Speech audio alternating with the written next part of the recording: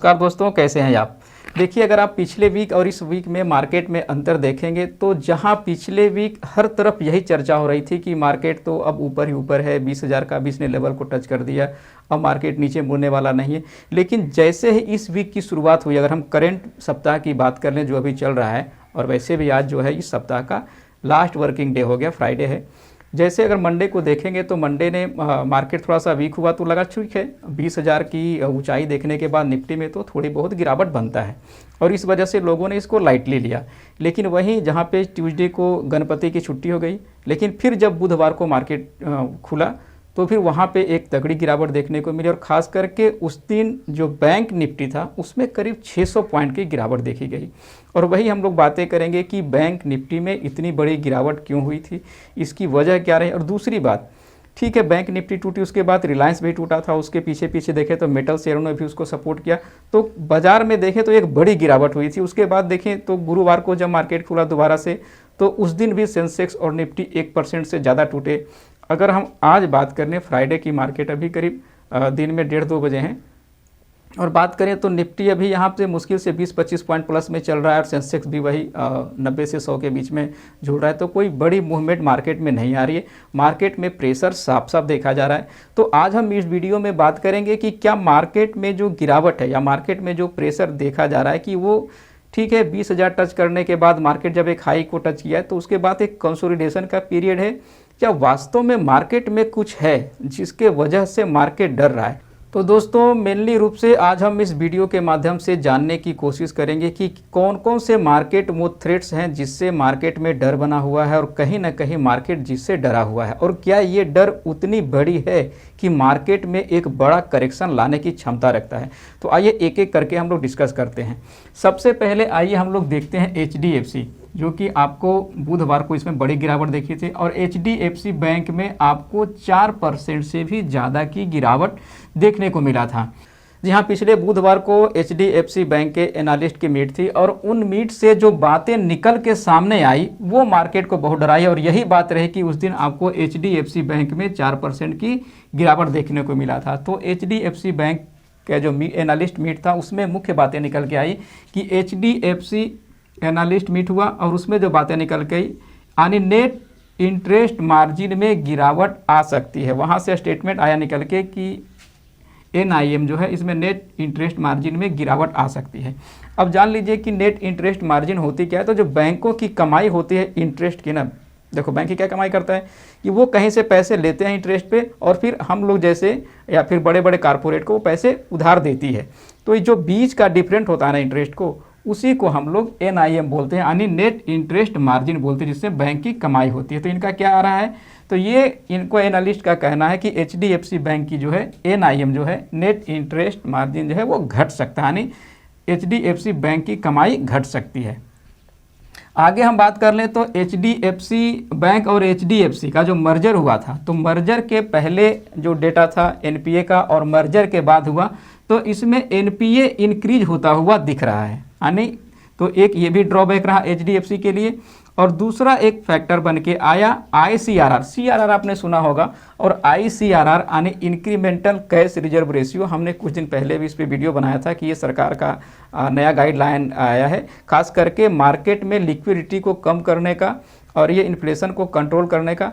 ये बैंकों को एक्स्ट्रा पैसा रिजर्व बैंक में रखने को बोला गया है, इसको हम लोग इंक्रीमेंटल कैश रिजर्व रेशियो बोलते हैं। यानी जो कैश रिजर्व रेशियो बैंकों के लिए था, तो बोला गया कि नहीं, आप इससे 10% पैसा बढ़ा के रखिए, मार्केट में आपके पास अभी मार्जिन कम ज़रूरत है। तो इस तरह से ये लिक्विडिटी कंट्रोल करने के लिए ऐसा करते रहते हैं, इसको हम लोग इंक्रीमेंटल कैश रिजर्व रेशियो बोलता है। तो इससे क्या होता है कि अचानक से अब बैंक क्या था अपना पूरा, भाई वो उस हिसाब से काम करते हैं, अपना बजट बना के चलते हैं कि मेरे पास इतना पैसा रहने वाला है, हम इतना पैसा रिजर्व बैंक में रखने वाले हैं। लेकिन अगर अचानक से रिजर्व बैंक बढ़ा देती है कि नहीं, हमें 10% आप बढ़ा के दीजिए, हमारे यहाँ पैसा रखिए, तो कहीं ना कहीं आपको बैंक के ऑपरेशन पे इसका प्रभाव पड़ता हुआ दिखेगा। और इसी HDFC स्टॉक की वजह से आपको बैंक निफ्टी में जो गिरावट देखने को मिला था वो 600 अंकों की, तो इसी वजह से आपको देखने को मिला था, क्योंकि HDFC बैंक जो बैंक निफ्टी का एक अहम घटक है, सबसे ज़्यादा वेटेज वाला स्टॉक है बैंक निफ्टी का। अगर इसमें आपको 4% की गिरावट दिखा,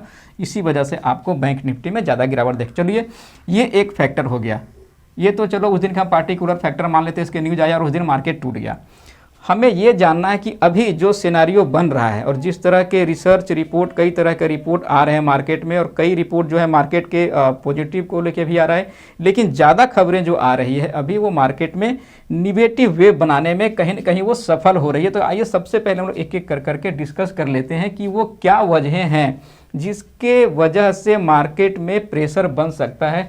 तो देखिए, मार्केट थ्रेट्स, सबसे पहला है डॉलर इंडेक्स। अगर आप देखेंगे तो डॉलर इंडेक्स कहीं न कहीं आपको 105 रुपये तक जाता हुआ दिख रहा है, और जैसा हम लोग जानते हैं कि जैसे ही डॉलर इंडेक्स बढ़ता है तो इंडियन स्टॉक मार्केट में एक प्रेशर बनती है, चाहे वो डॉलर इंडेक्स हो जाए या फिर क्रूड ऑयल की प्राइस हो जाए। और जब डॉलर इंडेक्स बढ़ता है तो ऑटोमेटिक हमारा क्रूड ऑयल भी महंगा होता जाता है, क्योंकि हमें पेमेंट जो है वो डॉलर में करना होता है। तो कहीं न कहीं आप देखेंगे तो क्रूड ऑयल भी अभी 96 रुपीज़ से लेके 100 के बीच में चल रहा है इसका भी रेट। तो कहीं न कहीं इंडियन स्टॉक मार्केट पे प्रेशर बनाने में इनका भी अहम योगदान हो रहा है।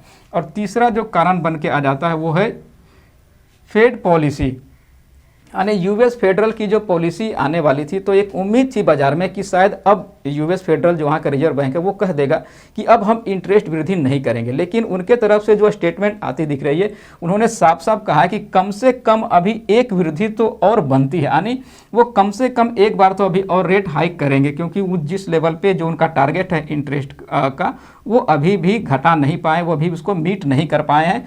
तो वो ऐसा बाजार को कोई भी संकेत नहीं दिए जिस तरह से वो मार्केट एक्सपेक्ट कर रहा था। तो कहीं न कहीं आपको ये खबरें भी प्रेशर बनाता हुआ दिख रहा है।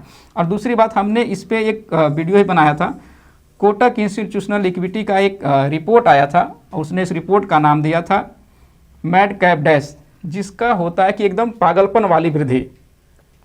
तो इन्होंने खास करके मिड कैप और स्मॉल कैप को लेके कहा था कि मिड कैप और स्मॉल कैप में जो आपको वृद्धि दिख रही है, जिस तरह की वृद्धि दिखी है, यानी अगर देखें तो सेंसेक्स और निफ्टी ने जहां 10% का रिटर्न दिखलाया है, वहीं अगर आप मिड कैप और स्मॉल कैप में देखेंगे तो 30 से 33% का रिटर्न दिख रही है, यानी एब्सोल्यूट रिटर्न दिया, यानी जो होता है एक पागलपन वार्धी जो जंप होती है ना, वो दिखला चुका है। और इसमें मोस्टली जो स्टॉक है आपको मिड कैप और स्मॉल कैप के वो ओवर वैल्यूड हो चुके हैं। और ख़ास करके दूसरा इन्होंने बताया कि BFSI यानी बैंकिंग फाइनेंशियल सर्विसेज के जो स्टॉक हैं वो भी आपको ओवर वैल्यूड हो चुके हैं। देखिए, इस पे मेरा डिटेल वीडियो बना हुआ है, मैड कैप डैश पे मैंने बताया था, जिस दिन रिपोर्ट आया था कोटक का उसी दिन मैंने बनाया था और बताया था। देखिए, कोटक ने अपने रिपोर्ट में साफ साफ कहा है कि जिस हिसाब से स्टॉक में यानी स्मॉल कैप और मिड कैप में बाइंग बन रही है, उस हिसाब से उसके फंडामेंटल में हमें कोई चेंजेज नहीं दिख रहा है। यानी जिस हिसाब से उसके रेट में चेंजेज आ रहे हैं, तो कोई फंडामेंटल में चेंज नहीं होने के बावजूद भी उस स्टॉक के रेट में इतना चेंज। और उन्होंने कहा है कई स्टॉक तो ऐसे हैं मिड कैप और स्मॉल कैप के जिसके फंडामेंटल खराब हुए हैं, लेकिन इनके बावजूद भी उन स्टॉक में बाइंग बन रही है। तो इसीलिए उन्होंने इस रिपोर्ट का नाम दिया था मैड कैप डैश, यानी पागलों वाली, पागलपन की तरह वृद्धि करने वाला स्टॉक। तो इन्होंने कहा था कि बिना कोई फंडामेंटल चेंज हुए, जहाँ तक कि स्टॉक की फंडामेंटल खराब हो रहा है और फिर भी इसमें वृद्धि हो रही है, तो उन्होंने क्या किया था, अपना जो रिपोर्ट था उनका स्मॉल कैप और मिड कैप में इन्वेस्टमेंट का, उन्होंने अपना रिपोर्ट भी वापस ले लिया कि नहीं, हम एडवाइज नहीं करते हैं इस टाइम मिड कैप और स्मॉल कैप में पैसे डालने के लिए। इन सब के बावजूद आपका ध्यान एक अहम इंडिकेटर पे खींचना चाहता हूं जो बाजार में देखेंगे, वो होता है एडवांस डिक्लाइन रेशियो, यानी ऑल ओवर जो NSE में स्टॉक ट्रेड हो रहे हैं, तो टूटने वाले स्टॉक कितने हैं और बढ़ने वाले स्टॉक कितने हैं। तो अगर उस पर आप ध्यान देंगे तो बुधवार को देखेंगे ये रेशियो 660 स्टॉक मात्र थे बढ़ने वाले, उसके बिहाफ में देखें तो करीब 1375 स्टॉक, यानी लगभग 1400 स्टॉक गिरने वाले थे। तो एक बड़ा रेशियो था गिरने वाले स्टॉक का। अगर हम कल की बात कर लें यानी गुरुवार की, तो वहाँ भी देखेंगे तो मात्र ये 550 के करीब स्टॉक थे जो बढ़ने वाले थे, और उसके बिहाफ में देखें तो करीब 1500 स्टॉक टूटने वाले थे। तो एडवांस डिक्लाइन रेशियो भी है, वो आपका कोई मार्केट में बहुत अच्छा इंडिकेशन नहीं दे रहा है, वो भी आपको मार्केट में कहीं न कहीं प्रेशर है इस बात को इंडिकेट कर रहा है। और दोस्तों, जिस तरह से मार्केट का सिनेरियो चेंज हो रहा है और जिस तरह की बाज़ार में वेव बन रहे हैं गिरावट की, तो कहीं न कहीं आपको अभी काफ़ी संभल के ट्रेड करने की ज़रूरत है। और मैं तो कहूँगा, अगर अभी आपने किसी नए स्टॉक में इन्वेस्टमेंट के लिए सोच रखा है तो यहाँ पे एंट्री मत लें। मैंने कई बार कई स्टॉक के बारे में गाइडलाइन दिया है, उसको एक बार ज़रूर देखेंगे। ऐसे जब मार्केट आपको टॉप पे चल रहा हो तो ये होता है मार्केट में प्रॉफिट बुक करने का। और अभी कई बड़े म्यूचुअल फंड वाले या फिर बड़े जो बल्क निवेशक होते हैं वो भी यहाँ पे प्रॉफिट बुकिंग करते हुए आपको दिख रहे हैं। तो देखेंगे मार्केट में हमेशा चाहे FII हो तो हमेशा उनकी देखेंगे बिकवाली ज़्यादा हो रही है खरीदारी से। हालांकि DII कुछ माल यहाँ पे बटोर रहे हैं, लेकिन भी सलाह होगी कि अभी यहाँ पे खरीदारी से बचें और खास करके मिड कैप और स्मॉल कैप वाले स्टॉक में खरीदारी से बचें। और हाँ, एक बात का आप ध्यान जरूर रखें, अपने पोर्टफोलियो का बीच बीच में रिव्यू करते रहें और जहाँ आपको लगे कि मेरे इस स्टॉक में 15 से 20% का रिटर्न मिल रहा है तो उसमें प्रॉफिट बुक जरूर करें। नमस्कार दोस्तों, जरूर बताइएगा मेरा ये छोटा सा वीडियो आपको कैसा लगा। अगर मेरा वीडियो अच्छा लगता है तो प्लीज़ इसको लाइक कर दीजिएगा और हाँ, अगर मेरे चैनल पे आप पहली बार आए हैं तो चैनल को सब्सक्राइब कर लीजिएगा। नमस्कार दोस्तों, जय हिंद।